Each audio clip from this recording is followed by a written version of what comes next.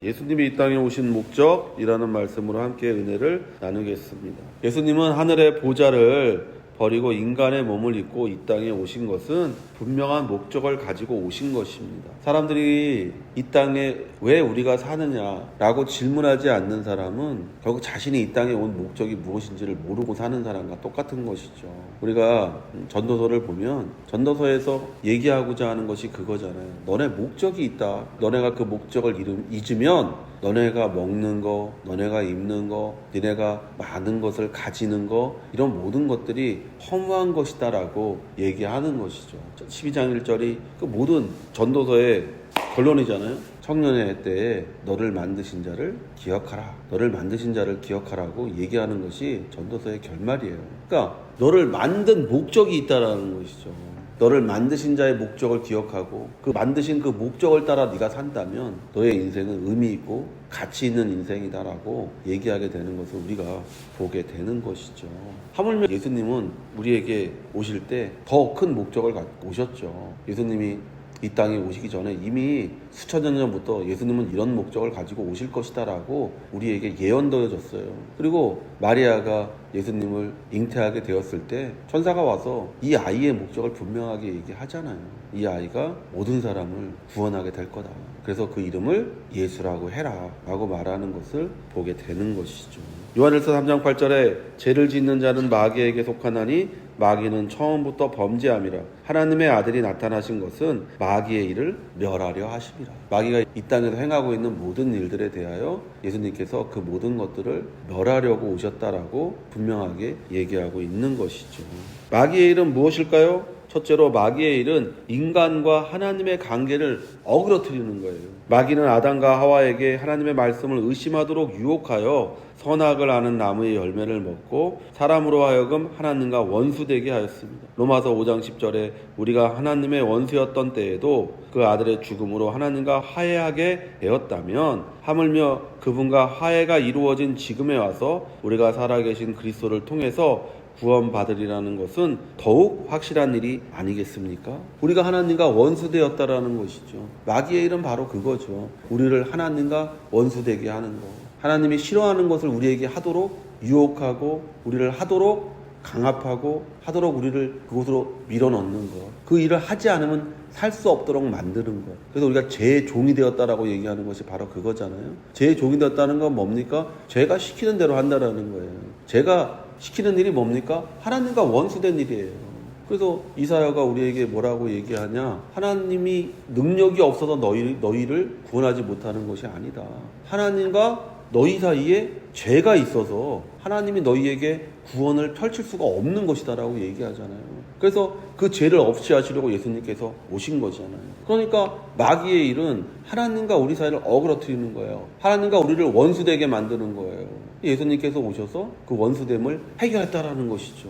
예수님께서 죄의 문제를 해결하심으로써 하나님과 우리 사이를 회복시켜 주셨잖아요. 그래서 누구든지 예수를 믿는 자는 하나님을 아버지라고 부른다. 이전에는 원수였는데 이제는 뭐예요? 아버지라고 부르게 된다. 양자의 영을 받는다라고 바울이 우리에게 얘기하잖아요. 둘째로 마귀의 일은 인간을 죄의 종으로 삼아 마땅히 인간이 누려야 할 모든 축복에서 떨어져 저주와 질병과 죽음을 향하도록 하는 것입니다. 우리가 하나님과 원수됨으로 지어지는 결과가 뭐냐? 바로 지금 우리가 이 땅에서 우리가 당하고 있는 일들이잖아요. 생로병사. 그게 바로 우리가 하나님과 원수되어짐으로 우리에게 주어진 형벌이기도 하고 우리에게 주어진 연단이기도 한 거잖아요. 믿지 않는 자들에겐 그것이 형벌이고 믿는 자에겐 그것이 연단인 것이죠. 훈련되어지는 것이잖아요. 그래서 끝에 가서 죽음이 오고 그 죽음 뒤의 세계에 하나님께서 히브리서에 우리에게 말하기를 심판이 있다라고 얘기하는 것을 우리가 보게 되는 것이죠. 셋째로 마귀의 일은 우리 인간을 그냥 마귀 자체가 되도록 하는 거예요. 너희는 너희 아비 마귀에게서 났으니 너희 아비의 욕심대로 너희도 행하고자 하느니라. 그는 처음부터 살인한 자요 진리가 그 속에 없으므로 진리에 서지 못하고 거짓을 말할 때마다 제 것으로 말하나니 이는 그가 거짓말쟁이요 거짓의 아비가 되었습니다. 우리가 마귀 자체가 되는 거예요. 그래서 여러분이 세상에서 이렇게 보고 있으면 사람이 어떻게 저런 일을 할 수 있어? 사람이 어떻게 저렇게까지 해? 라고 말할 수 있는 것이죠. 근데 그게 꼭 악한 일만을 말하는 것이 아니라는 거예요. 오늘 예수님께서 말한 너희는 마귀의 자식이다라고 말했던 사람들은 누구냐? 바리새인과 서기관이었다는 거예요. 우리가 볼 땐 굉장히 종교적인 사람들이요. 굉장히 경건하고 우리가 볼 때는 정말 믿음이 좋은 사람처럼 보였던 사람인데 그런 사람을 향해서 예수님께서 뭐라고 말했냐면 너희 아버지는 마귀다라고 얘기했다라는 거예요. 나는 의롭고 나는 선하다라고 생각하는 사람들. 그래서 주위에 있는 사람을 국률의 눈, 사랑의 눈으로 바라보지 않고 판단의 눈으로 바라보는 사람들, 선악의 눈으로 바라보는 사람들, 그런 사람들을 향해서 예수님께서 마귀의 자식이다라고 얘기하는 거예요. 우리는 꼭 악한 일, 살인자들, 어떤 심한 일을 보면서 야, 사람이 어떻게 저런 일을 할지 모르지만 성경은 우리에게 그렇게 말하지 않아요. 선악의 눈을 가지고 바라보고 있는 사람들을 향해서 똑같이 얘기하고 있어요. 너가 네 주위에 있는 사람들을 사랑의 눈, 국률의 눈으로 바라보지 않고 선과 악의 눈으로 보잖아요.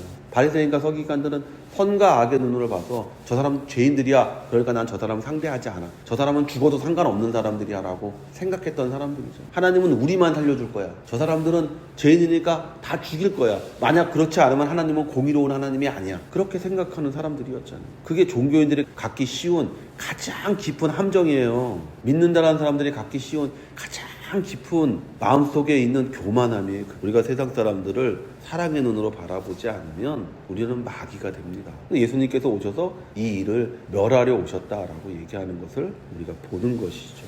사람들은 결국 마귀에 사로잡혀 스스로 마귀의 일을 하면서도 자신이 옳은 일을 하고 있다고 착각하는 거예요. 바리새인이 그렇잖아요. 자기가 마귀의 일을 하고 있었어요. 예수님이 보실 때는. 자기는 뭐냐? 이렇게 하는 것이 하나님을 섬기는 일이다. 바울 되기 전에 예수 믿는 사람들을 핍박하기 위해서 막 가서 사람을 잡아서 옥에 집어넣고 그리고 그 사람을 사형에 처해가지고 사람이 죽는 것을 옆에서 보면서도 저거는 당연히 죽어야 된다라고 생각했잖아요. 자기는 그게 하나님의 일이라고 생각했던 거예요. 자기는 그게 선한 일이라고 생각했던 거예요. 자기가 마귀의 일을 하면서도 자기는 선한 일을 한다고 생각할 수 있다니까요. 예수님은 오늘 자기 동네로 오셨다고 기록합니다. 그리고 그곳에서 중풍에 걸린 환자를 만납니다. 중풍병자는요, 혼자 올 수 있는 사람이 아니었어요. 침상에 누운 중풍병자를 사람들이 데리고 오거늘 이 환자를 바라보는 두 가지 시선이 성경에 기록되어져 있는 거예요. 한 시선은 예수님의 시선이었습니다. 예수님은 이 중풍병자를 어떤 시선으로 바라보셨습니까? 예수께서 그들의 믿음을 보시고, 예수님은 중풍병자를 본 것이 아니라 그 중풍병자를 고쳐주기를 바라고 데리고 온 사람들의 믿음을 본 거예요. 성경은 그렇게 얘기하고 있어요. 그 사람들의 믿음을 보았다. 우리가 하나님 앞에 섰을 때 하나님이 우리의 믿음을 보는 게 아니잖아요. 하나님은 누굴 봅니까? 나를 위해 죽으신 예수님을 보잖아요. 그래서 우리가 구원이 확실하다라고 보증받았다라고 얘기할 수 있는 것이죠. 내 선이나 내 선함이나 내 행위나 내 생각이나 이런 것들로 구원받는 것이 아니라 구원은 나를 위해 십자가에서 죽으신 그분을 통해서 오는 거잖아요. 우리는 중풍병자예요. 그렇기 때문에 우리는 예수님께 갈 수 없어요. 하나님께 갈 수 없는 사람들이에요. 우리는 죄인이에요. 하나님 앞에 설 수 없는 사람이에요. 그러나 하나님의 사랑이 예수 그리스도를 통해서 우리에게 전해졌고 그 죄인이, 그 중풍병자가 깨끗함을 받는 기적을 체험하게 된 거예요. 예수님은 중풍병자를 본 것이 아니라 그 중풍병자를 고쳐주기를 바라고 데리고 온 사람들의 믿음을 보았습니다. 그리고 그 믿음을 따라 예수님은 중풍병보다 더 먼저 고쳐야 할 것이 있는 것을 우리에게 보여주셨습니다. 우리는 눈에 보이는 것이 중요하다고 생각해요. 근데 예수님은 그렇게 하지 않으셨어요. 이르시되 작은 자여 안심하라. 내 제사함을 받았느니라. 눈에 보이는 것보다 더 중요한 것이 눈에 보이지 않는 것입니다. 눈에 보이지 않는 것이 고쳐지지 않으면 우리의 눈에 보이는 부분은 고쳐지지 않아요. 중풍병 고쳐주시면 되잖아요. 근데 예수님은 중풍병을 고쳐준 게 아니라 제사함을 먼저 말씀하셨어요. 우리에게 오는 모든 것들, 우리 삶에 오는 것들은 우리의 죄로, 우리가 죄를 지어서 오는 것이 아니라 우리가 죄인이기 때문에 당연히 받는 것이라는 거예요. 창세기 3장 17절에 우리가 아담에게 하나님께서 하신 말씀, 하와에게 하신 그 말씀 잘 생각해 보세요. 그게 지금 우리에게 적용되어지는데 우리가 죄를 지었기 때문이 아니라 우리가 받을 수밖에 없는 그런 상황을 초래할 수밖에 없는 죄인이기 때문에 우리에게 오는 거예요. 우리 안에 죄가 있어요. 죄를 지었기 때문이 아니라 우리가 죄인이기 때문에 그것이 당연히 오는 거예요. 그 문제가 해결되지 않으면 다른 것들은 아무것도 해결할 수가 없는 거예요. 우리의 죄인됨을 해결해야 돼요. 그 죄인됨을 무엇으로 해결합니까? 십자가에 달리신 예수를 믿는 믿음으로 해결하는 거예요. 그래서 우리가 이제 죄에서 자유함을 얻고 죄들에서 우리가 지은 죄들을 용서받음으로 우리가 눈처럼 하얀 온전한 사람이 되었다고 성경은 얘기하잖아요. 그런 자에게 하나님께서 이제 함께 하시며 걸어가는 걸음과 행하는 모든 일에 복을 주신다라고 얘기하고 있는 거잖아요. 또 하나의 시선이 거기에 있었습니다. 어떤 서기관들이 속으로 이르되 이 사람이 신성을 모독하도다. 예수님은 어떤 서기관들을 향해 악한 생각을 품고 있다고 말씀하십니다. 4절에 예수께서 그 생각을 아시고 이르시되 너희가 어찌하여 마음에 악한 생각을 하느냐. 이들은 예수님을 믿지 않았습니다. 선과 악을 나누는 기준은 우리의 생각과 우리의 기준이 아니라 예수님에 대한 생각이에요. 성경은 우리에게 그것을 말하는 거예요. 선과 악이 뭐냐? 우리는 선과 악을 나한테 잘하는 건 선이고 나한테 못하는 건 악이라고 생각해요. 주관적인 선과 악이에요. 객관적인 선과 악이 있어요. 법률이에요. 법률. 법이 정해놓은 거. 그것을 지키지 않으면 악한 거고 그것을 지키면 선한 거예요. 혹은 상식이에요. 혹은 공동체가 가지고 있는 규칙 같은 거예요. 그걸 지키면 선한 것이고 그걸 지키지 않으면 악한 것이에요. 그것이 인간이 가지고 있는 선악에 대한 개념이에요. 주관적이기도 하고 객관적이기도 한 선악의 개념이에요. 근데 예수님께서 오늘 선과 악을 나누는 기준을 뭐라고 얘기하냐? 나에 대한 너희들의 태도라고 얘기하고 있어요. 하나님에 대한 태도가 선과 악을 나누는 거예요. 무엇이 선한 거냐? 하나님을 믿는 것이 선한 것이에요. 뭐가 악한 거냐? 하나님을 믿지 않는 것이 악한 거예요. 그것을 예수님께서 지금 얘기하는 거예요. 서기관들이 무슨 생각했습니까? 저 사람이 신성모독하고 있네? 그 예수님께서 뭐라고 하냐? 너네 왜 악한 생각하냐? 이 사람들이 다른 생각을 한 게 아니에요. 예수님에 대한 불신을 드러낸 거예요. 예수님께서 그들을 향해서 말씀하시잖아요. 너네 왜 악한 생각을 갖냐? 예수님은 하나님이 이 땅에 나의 죄와 가난과 질병과 저주를 없애기 위해 마귀의 일을 없이 하기 위해 오셨다는 것을 믿지 않으면 악한 생각을 하는 것입니다.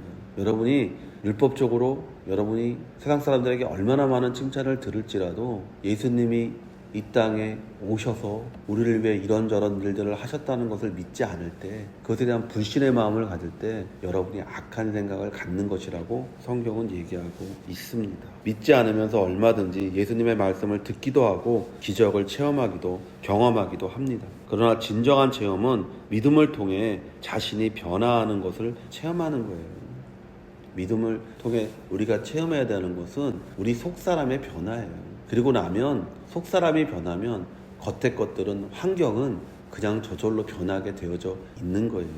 6절에서 7절에 그러나 인자가 세상에서 죄를 사하는 권능이 있는 줄을 너희로 알게 하려 하노라 하시고 중풍병자에게 말씀하시되 일어나 내 침상을 가지고 집으로 가라 하시니 그가 일어나 집으로 돌아가거늘. 예수님을 우리에게 좋으신 하나님을 전하려고 이 땅에 오셨습니다. 예수님은 우리 죄를 사하시기 위해 이 땅에 오셔서 십자가에서 죽으셨습니다. 예수님은 우리에게 축복을 되돌려 주기 위해 이 땅에 오셨어요. 그게 뭐냐? 마귀를 멸한다는 것에 포함된 거예요. 마귀가 멸하여지면 우리는 제일 먼저 하나님이 좋으신 하나님인 것을 알게 됩니다. 하나님은 사랑이 많으신 하나님이시구나. 나 같은 자를 위해서 예수님을 보내주셨구나.